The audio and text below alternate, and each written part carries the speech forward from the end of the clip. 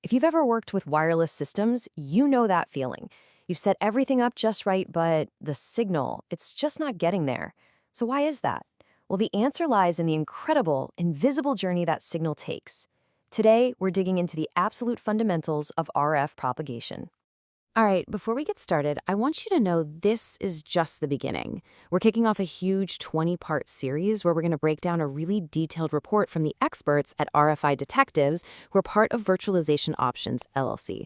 So we're starting right at the beginning with Chapter 1, the absolute foundation. So let's strip it all back to the most basic question imaginable. We send a signal out from point A, and it shows up at point B. But what really happens in between? I mean, what kind of weird bends, bounces, and obstacles does it have to deal with on that invisible path? Answering that question means we've got to pull back the curtain on that invisible journey.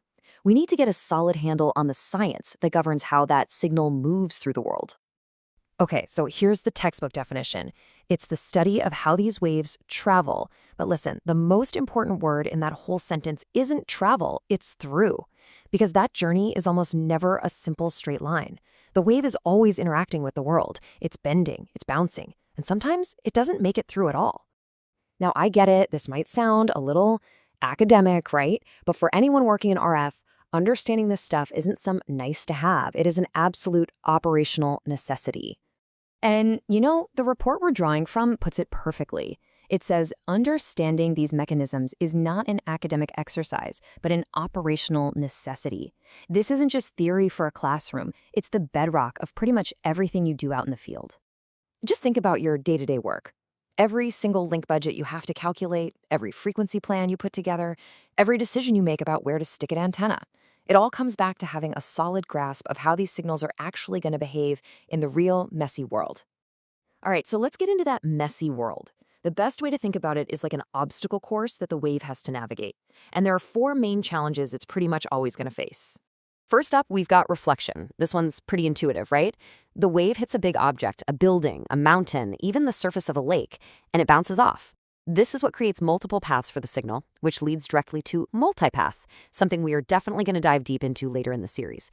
Then you've got refraction. Now, this is less of a sharp bounce and more of a gentle bend. As a wave travels through different layers of the atmosphere, which all have slightly different densities, it actually changes direction. This is the very reason signals can travel over the horizon. Next up is diffraction, and this is where things get really cool, almost like magic. Diffraction is what explains how you can get a signal even when you don't have a direct line of sight.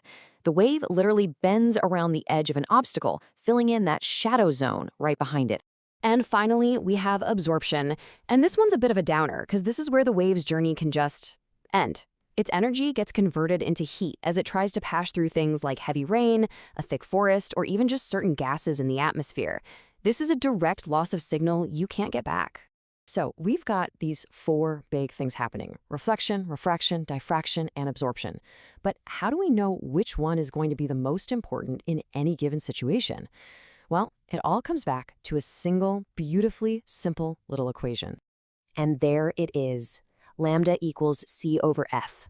Wavelength is just the speed of light divided by frequency. Now, don't let how simple that looks fool you. This right here, this is the master key to everything in RF propagation. It's the formula that connects the frequency you dial in on your radio to the actual physical size of the wave as it moves through space. And that size, well, that size changes everything. And to see just how much it matters, just look at this comparison. It is night and day. A 500 kilohertz signal has a wavelength of 600 meters. That's massive. It's so big it interacts with things like hills and entire river valleys. But a 5 gigahertz signal, its wavelength is just 6 centimeters. It's so tiny it can be affected by individual raindrops or the frame of a window. Same physics, completely different scale. So look, if you take one thing away from this whole explainer, let it be this. Everything in our world scales with wavelength. Path loss, how well a signal can diffract, how it interacts with the atmosphere, even the physical size of the antennas you use. It all comes back to the physical length of that wave. So how does all this come together in the real world?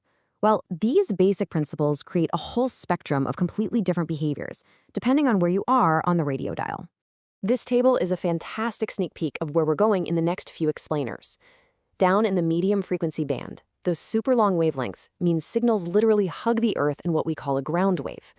Move up to high frequency, or HF, and signals are bouncing off the ionosphere via skywave. And then, once you get up into VHF and UHF, it's pretty much all about line of sight. 3 totally different behaviors, all driven by that simple relationship between frequency and wavelength. And that really brings us to the core challenge for every single RF professional out there. Your job is to build rock-solid systems in an environment that is always constantly changing. So, how do you do it? Well, that's the big question we'll start to answer in our next explainer when we dive deep into ground wave propagation. Thanks for joining me.